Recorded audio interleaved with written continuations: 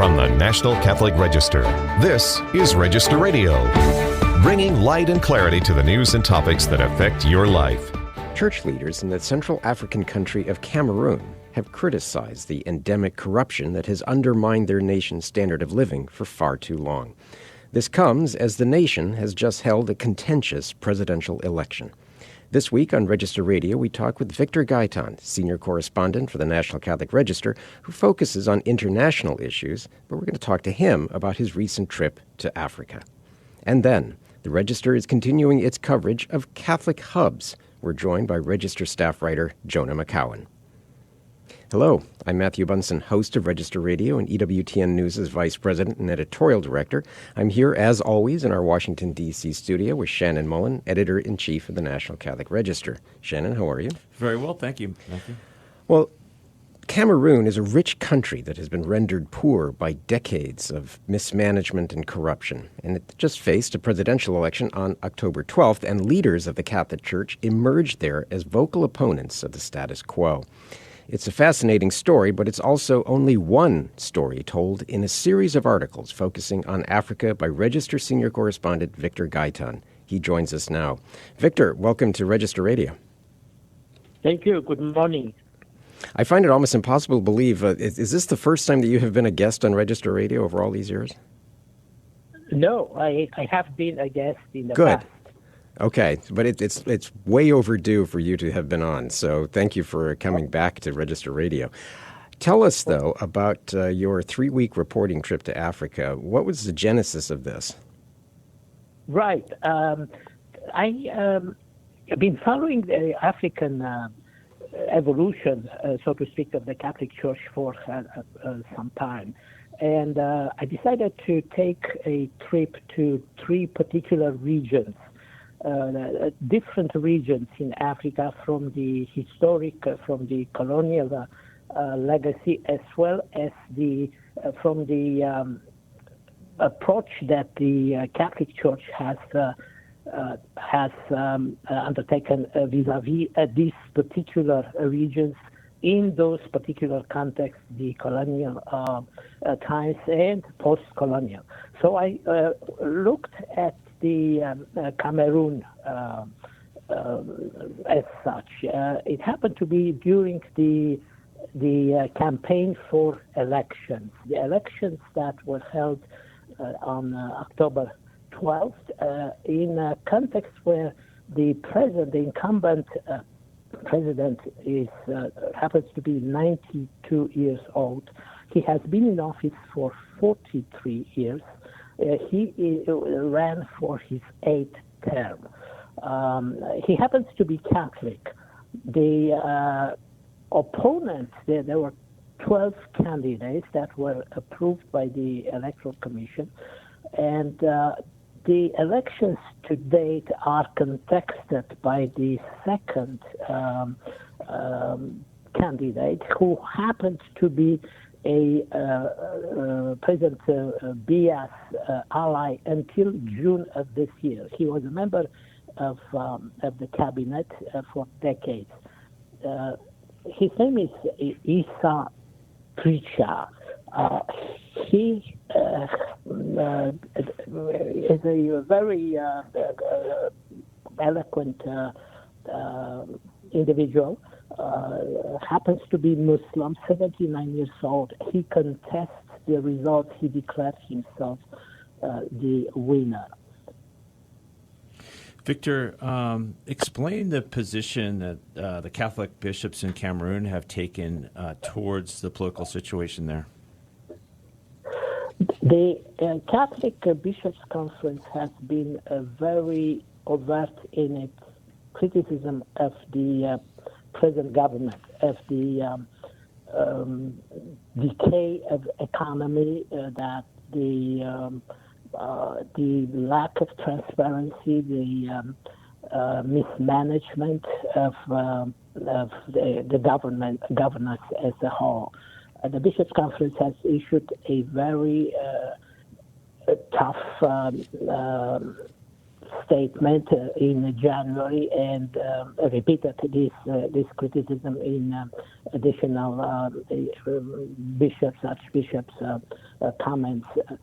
The Catholic Church has is very respected. It is respected by the government as well. I've been told that different figures from the government do listen to the leadership of the church, yet not much comes out of it.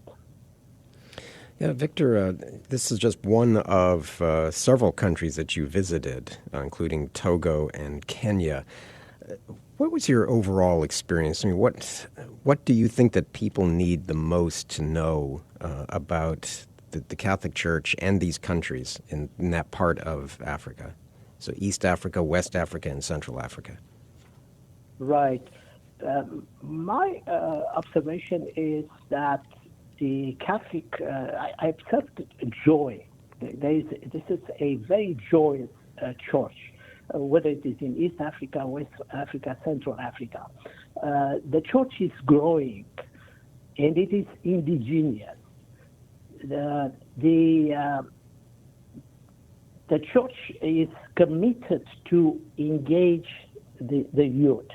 The bishops I've encountered, they happen to be in their 70s.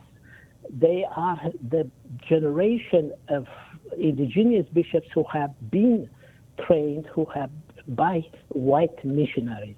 They appear to be very respectful vis-a-vis the white missionaries. There are photos of their mentors, white missionary mentors, in their offices.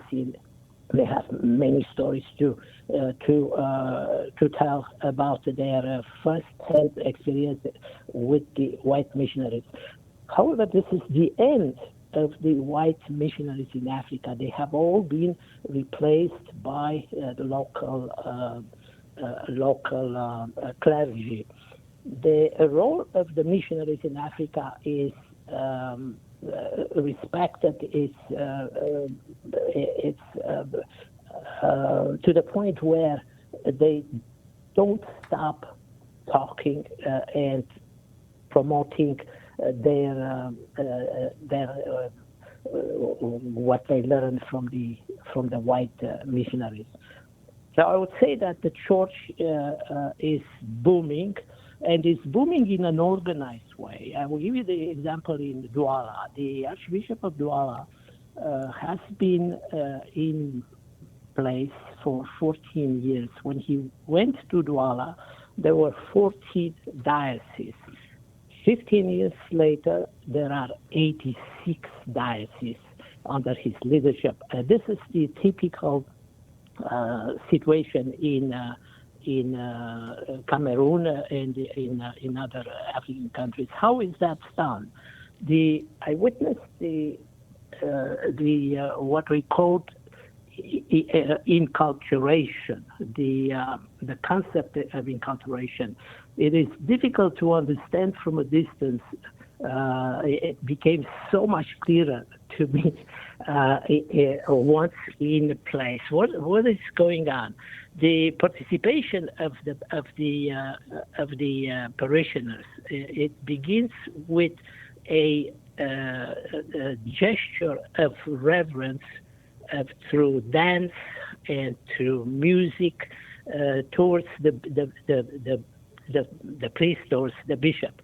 It is a phenomenon we witness in Africa in particular. Yeah, let's talk about those liturgies. And I know, Matthew, you have some experience there too. For those of us here in the West and here in the United States, used to a certain type of Mass, the one thing I know from talking to Matthew is that the liturgies in Africa are quite a bit longer, but it's more than the length of it, right, Victor? Yes, it's definitely longer than what we witness in the United States or in the West in general. And it incorporates songs and music and it goes back and forth, and it is extended to a second or a third or a fourth language. For instance, in Douala is a French-speaking area. However, English is also used in the mass, as well as one or two other local dialects. So everybody participates, and everybody is brought in. They bring the offering is an extraordinary thing to witness. They bring to the priest, to the bishop, live goats and live chickens and rice and different fruits and so on, as a gesture of respect and as a gesture of contributing to the wealth of and the growth of the respective diocese. Yeah, and the homilies also tend to be a bit longer and certainly more energetic than perhaps many in the West are familiar with. Would you agree with that? Yes, the choir, for example, is the number of people who are in the choir, the number of the altar boys is incomparable to what we see in the States. I've seen some 50 altar boys participating in the Douala mass I visited. Sorry, Victor, did you say 50? 50? 50, right. So that's also a perfect training ground for future priests, which, of course, they're booming as well. So there's a lot of logic to this, isn't there? Right, and they start very early. The ages were 6, 7 to 17. Mm-hmm. Well, Victor, we love these reports that you've done. We have Cameroon, we've got Togo, we have Kenya. I also look forward to finding out where you're going to travel next, given these incredible reports you've delivered. Right. I stopped for a few days in Ethiopia. It wasn't long enough to dig further. However, I made interesting, useful contacts, and that's another country that is in my plans. It's a very, very different from the rest of African countries.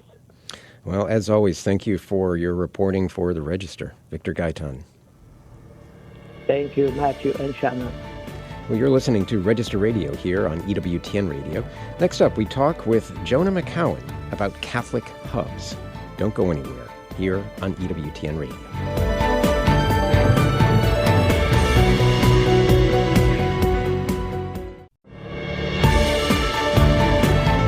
Let's return to Register Radio on EWTN. And welcome back to Register Radio. I'm Matthew Bunson, your host, along, as always, with Shannon Mullen, Editor-in-Chief of the National Catholic Register. And Shannon, I know over these last months, and we have even more to look forward to, the Register's been looking at Catholic hubs. So to remind everyone, what exactly are we talking about and what's up next? Yes, this is really in reaction to a lot of the negative news that we hear about dioceses across the United States that are struggling and consolidating. We've written a number of stories about churches that have to be decommissioned and sold and repurposed. That's all very sad, but it's only part of the story. There's another side to it where there's a number of places around the country, in all parts of the country, where the faith is flourishing. So that's what we mean by Catholic hubs. Yeah, and so we are now turning our attention to the next one, which is Wichita. Yes, and more specifically, a neighborhood of Wichita that Jonah spent a week or so reporting in, and he's done a wonderful piece. So wonderful, Jonah. I wonder if you could start us off by reading the first couple of paragraphs of your story. Sure, Shannon, I'd be happy to.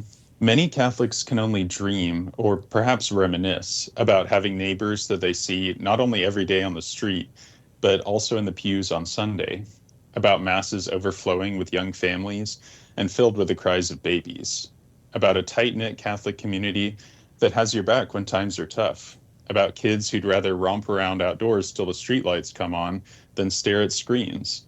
But places like that do still exist if you know where to look for them, and one of them is College Hill. Yeah, I love that beginning, Jonah. So, as we said, we're defining a Catholic hub as a place where the ecosystem exists, where Catholic life can flourish. So, how do you see that evidenced in this neighborhood of Wichita? Right. There are a couple really interesting and somewhat unique factors about College Hill that really make it a great place to raise a Catholic family and a great place to live.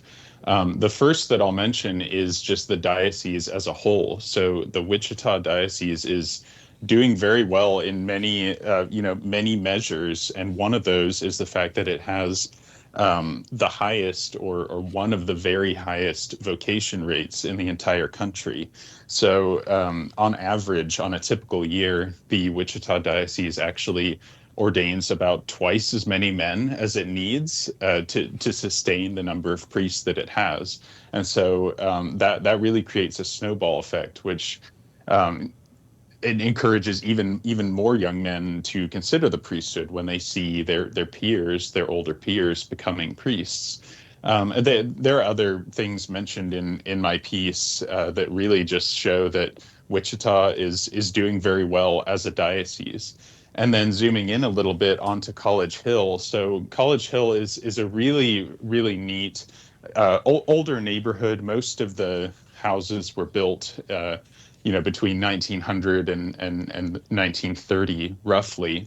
It's a gridded kind of cobblestone streets, just kind of eclectic, really nice houses with a lot of character. It's a relatively affordable city. The neighborhood is a little bit more expensive than the city as a whole, but not notably so. And a great thing about this neighborhood is it's a square. It's a 1 square mile square, and literally right at the geographic center is this Church of the Blessed Sacrament. It's a parish that is almost 100 years old, so not super old, but it's a really notably active, vibrant parish that has actually produced 3 bishops in less than 100 years. So that tells you that they've had some great pastors, great parishioners, and we can talk more about it, but it really seems like a great place for Catholics. Yeah, as you say, the 3 bishops are Father Eugene Gerber, who went on to become Bishop of Dodge City, also Father Sean McKnight, who was recently installed as Archbishop of Kansas City, Kansas, and then somebody who's very well known to our audience, and that's now Bishop James Connolly, who famously is now the Bishop of Lincoln. And you talked with the pastor of Blessed Sacrament to find out a little bit more about what's going on. What was your impression of Father Jason? Yes, Father Jason Borkenhagen. He's only been at the parish for about 2 years, but he's a really, really nice guy, just a very personable person. And he was telling me that one of the great things about the parish since he's gotten there, and actually a couple of years prior to his arrival, is that the parish has really been focused on beautifying the church. So they did a big in 2020 where they kind of removed the drop ceiling and put in some beautiful elements, like the Stations of the Cross alone in that church are just beautiful. It's funny because on the outside it's kind of a mid-century modern kind of typical looking church. You wouldn't think it would be so beautiful on the inside, but it really is. And Father Jason, just beyond that, was saying that the reverence of the liturgy is very important to him and very important to their parishioners. And so they have been celebrating more masses ad orientem to the east, just other small elements like that, just to make the liturgy as reverent as possible. And he stressed that it's not just something he's doing, it's really something that all the parishioners as a whole by cultivating a reverent attitude in the Mass, even when kids are yelling and screaming, which is great, of course, at Mass. He said it's really a great reverent attitude that they have every single Sunday, yeah, even with a really packed church. Jonah, you describe College Hill as a place where masses are jammed. Tuition at the parish school is covered by tithing. That pertains to the whole of the Wichita Diocese, which is amazing. And Catholic neighbors are pulling down their fences so the adults can socialize easier and the kids can run free. That's kind of unheard of anywhere else. This is the United States, Jonah. Just want to clarify. But no, there's so many idyllic characteristics. I know life is not perfect there. They have the same problems that exist everywhere in our culture. But what is the secret sauce? What are the lessons that Catholics in other communities can take from College Hill and Wichita? Absolutely. So the absolute number one thing that everybody mentioned to me is the fact that the parish offers Eucharistic adoration and has done so for 42 years continuously, wow, which is really quite remarkable. And the fact that the parish offers, I mean, of course, any parish offers all of the sacraments, but the fact that this parish has offered Eucharistic adoration perpetually for this long, it really contributes to a sense that the people living in the neighborhood can really make the faith something that is a part of their entire lives. And one of the great things about that is that the kids in the neighborhood can actually walk to adoration and walk to Mass and walk to confession by themselves. It's a safe neighborhood. It's a great place for them to walk. They told me it's not uncommon to see kind of a gaggle of kids going down the street and picking up other kids off of their neighbors' front porches, to go to adoration at the Adoration Chapel, which is great. So it's clear that any community wanting to enliven the Catholic community really should consider Eucharistic adoration. So that's definitely one. And then this one's perhaps a bit more intangible, but just so many people spoke to me about the really welcoming atmosphere that exists in this neighborhood. A lot of the people, a lot of the young families who live in this neighborhood have some kind of tie to it. Maybe maybe the husband or wife grew up in the neighborhood, or their parents did, or something like that. But that certainly was not true across the board. I spoke to one family who moved to Wichita for the husband's work from the East Coast. They were from Indiana originally. They didn't know anyone. They didn't know anything about the neighborhood, but they were just overwhelmed by the welcome they received. They said they met people at coffee and donuts at Mass, and that's kind of the dream that a parish would be so welcoming that it would almost be overwhelming. So this family bought a house within a couple months of moving to College Hill. They were originally in a rental. And I just think any Catholic parish that can cultivate that kind of a welcoming atmosphere is going to do well, for sure. So I think those are the two biggest things that I would mention. So someone might say, okay, this is very nostalgic, that this is sort of old-fashioned Catholicism. And you even make that note that places like this still do exist if you know where to look for them. But what's striking about your coverage here is that there isn't this sense of a hearkening back to something long past that we're trying to resurrect, but actually living fully, and Shannon, you used the term, a Catholic ecosystem. This isn't old-fashioned. In fact, this is what Catholicism is supposed to be always, right? Yes, I think that's a very good observation, because as we've been talking about, at the diocesan level in Wichita, there's a ton of great things going on that really help to make this neighborhood possible.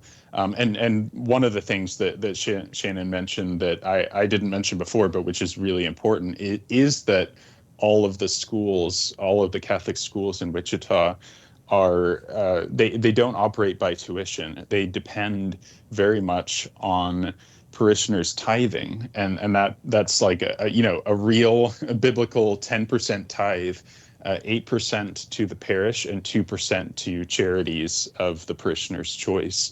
And some people might hear that and say, wow, that's a lot of money. But when you really break it down, it allows all Catholic families to attend school for free, and I put that in air quotes because of course nothing is free, but right.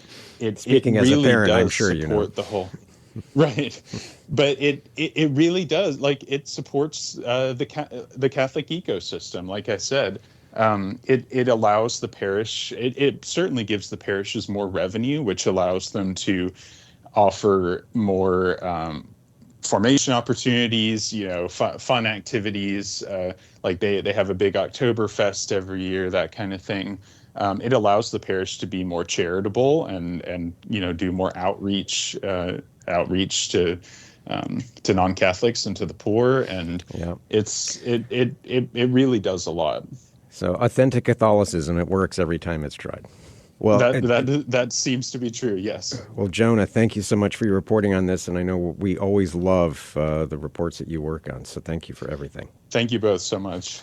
Well, that's it for Register Radio for this week. Remember, for more news, analysis, and commentary, check out the National Catholic Register online at ncregister.com. Thanks so much for joining us here on EWTN. Until next week, on behalf of our producer, Michael McCall, and always Shannon Mullen, Editor-in-Chief of the Register, I'm Matthew Bunson. Please take care, and God bless.